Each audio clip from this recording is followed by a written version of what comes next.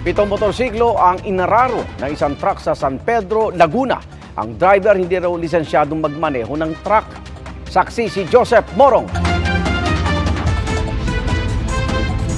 Nagbigayan ang dalawang truck na ito para parehong makadaan sa barangay San Antonio, San Pedro, Laguna.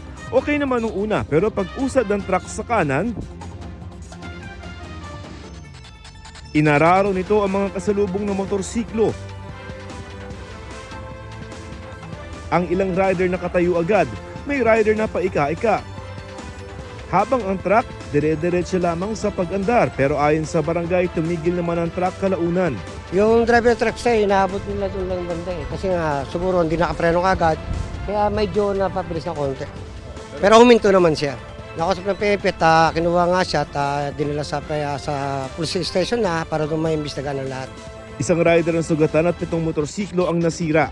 Nagsisigawan na po yung tao. Yung mga nabangga, ang ginawa ng mga motor? Nakahiga lang po sila, hindi po nila po alam yung gagawin po nila. Dito sa bahagi ito ng Kales, sinuyod ng truck driver yung mga motorsiklo, pero ayon sa pulisya, hindi otorisado na magmaneho ng truck ang naturang driver. May lisensya naman, kaya lang hindi siya pwedeng mag-drive sa 6-wheeler. Oo, kasi non-professional driver's license lang yung hawak niya. Hindi naman daw lasing ang driver, pero sa salaysay niya sa mga pulis, imbes na preno, accelerator umano ang naapakan niya. Ayun, sa pagtanong ko dun sa boss niya, talagang hindi naman talaga driver daw.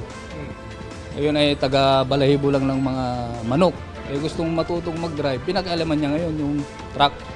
Ang may-ari ng truck na amo ng driver tumangging humarap sa kamera. Nakausap na raw nila ang mga biktima at nagkasundong babayaran ng danyos at gastos sa ospital.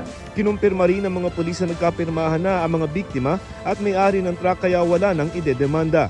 Para sa GMA Integrated News, Joseph Morong ang inyong saksi. Mga kapuso, sama-sama tayong maging saksi.